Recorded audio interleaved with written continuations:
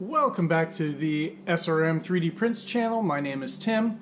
Project we have sitting back here today is my jumbo printer that I started construction with or on about a year and a half ago.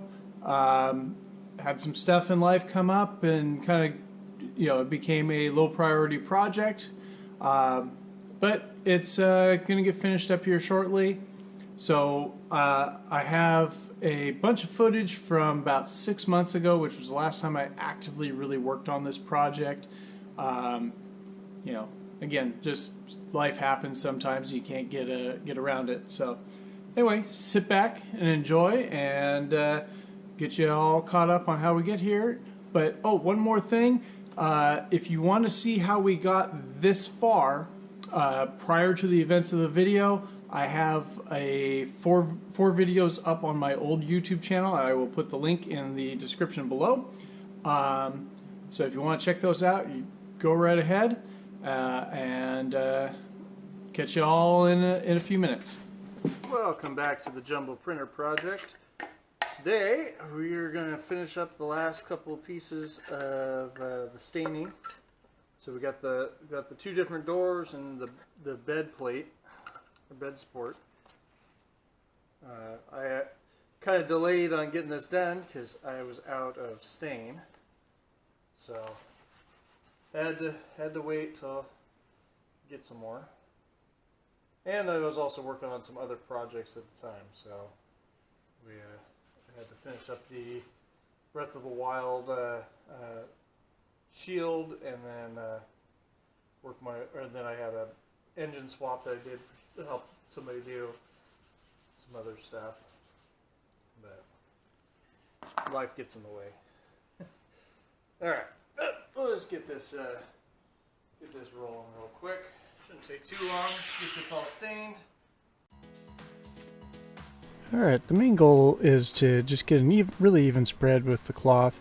I'm just going through and just applying it fairly liberally, and then making sure I don't have any big runs or drips, and of course flipping the parts once they've started to get a little bit dry. Not too worried about how the finish is going to be. And here we are adding a coat of varnish. I think I ended up running 2 coats just to make it nice and uniform.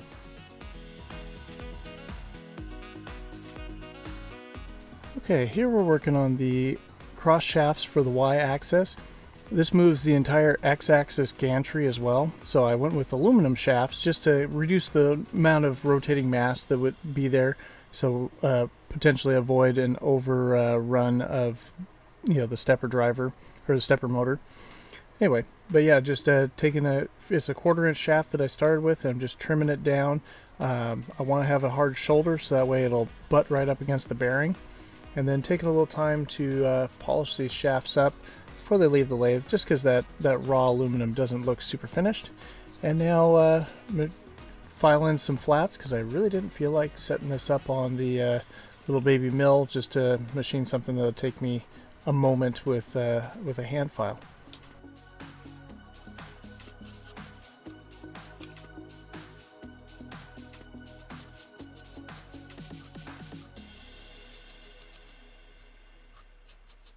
Well, and just like that, we have 2 shafts with an indexed flat on them, which will help for aligning.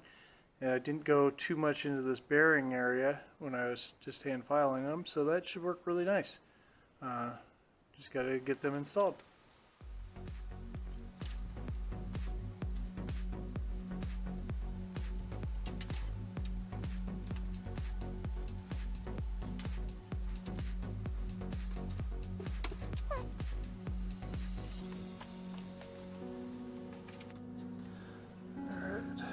We get this bearing in.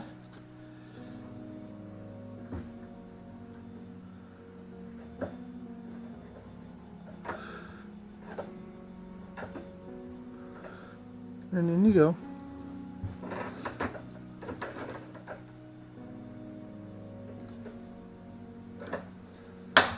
Oh no, cracked it.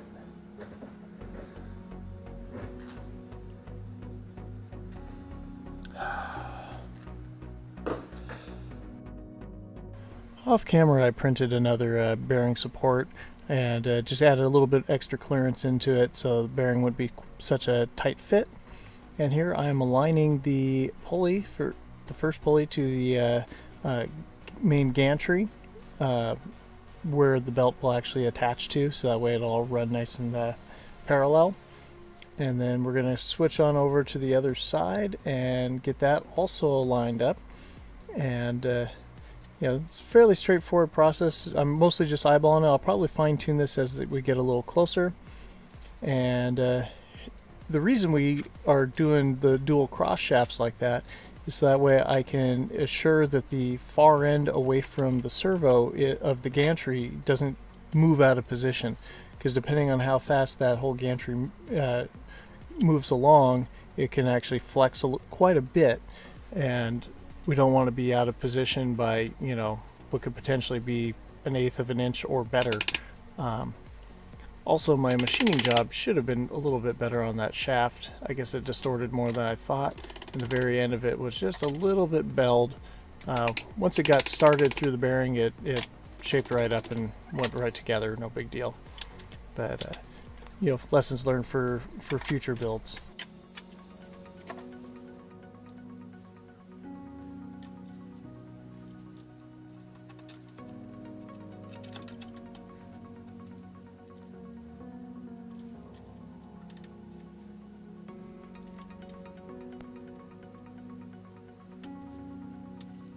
The only critical part here is want to make sure at least one of the grip screws actually engages on that flat, so that way then we can assure that everything stays in position while we're doing the assembly.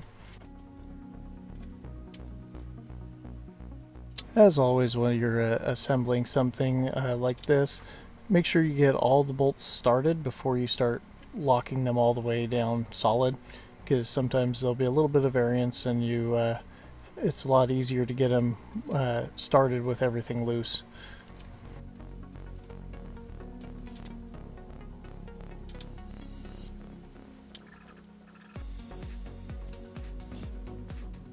Okay, and here's a classic case of it should all fit when it's assembled, but there's no way to actually get it assembled. It's a little slight design oversight by me. So the first thing I attempted to do was just trim it away with a razor blade. Just make enough clearance where that last pull or the drive pulley would settle down in there. Unfortunately, that didn't work, so I ended up taking a Dremel and just removing material till it did fit. You see here we're attempting it again. I might have been able to load it from the other way first, but I didn't think of that till later. So here we are with the Dremel. I'm just gonna make a nice uniform notch and then get it all cleaned up with the razor blade, because I didn't like the little fuzzies on the edge. So little detail work. And here we go. The shaft is finally ready to install. Now, I didn't have a collar for the left side of the shaft, so I actually took and cut the tooth portion off of one of the pulleys that I had extra to use as that retaining collar. Worked out pretty good. Nice clean install.